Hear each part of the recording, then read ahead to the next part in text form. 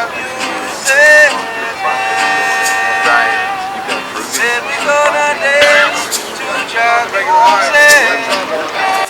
we're here at Leech Grove in UTEP, really an exciting time, a celebration of what has been an historic community event over the years to stop the 7,000-ton air permit and have a new day in the sun in El Paso. So this is really an historic day. The first part was about celebrating. We've had a tremendous victory for this community looking into the future.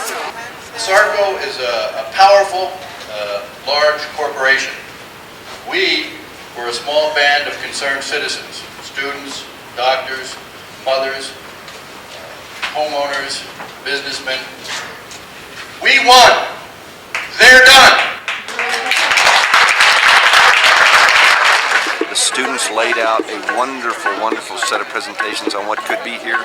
When UTEP, when energy gets involved, it's amazing what comes out of that mix. So we're going to bring up a couple of students and a couple of student organizations so that they can propose their ideas for what they think could or should happen on the ASARCO site.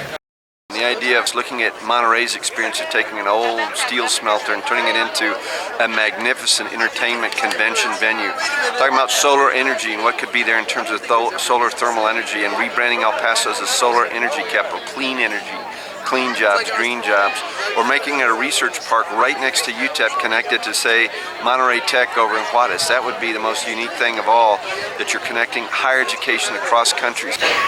As students, we feel the news of ASARCO closing down opens many doors for the future, and we recognize that it took a lot of time to get to this point.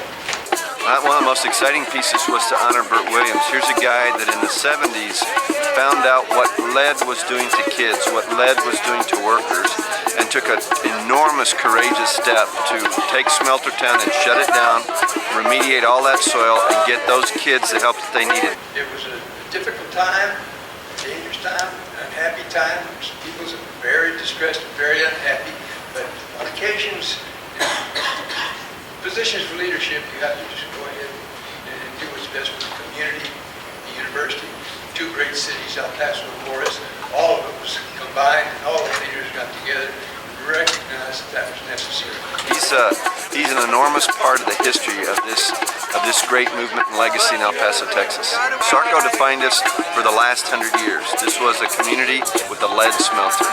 We didn't have aspirations where we could have technology jobs, where we could grow a research park here at UTEP, because other companies, other people said, why would I come there when I have a better choice? Now, those days are behind us.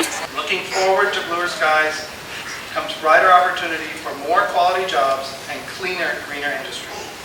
For many of us growing up in the shadow of the stack and the haze overhead, this day is long, long overdue.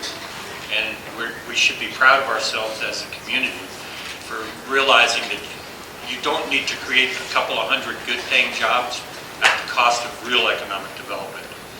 It's so exciting to have these students, community activists, neighborhood associations in El Paso looking at a new day in the sun. But now the next step, really the next step, is to clean up. We've got to have a quality cleanup.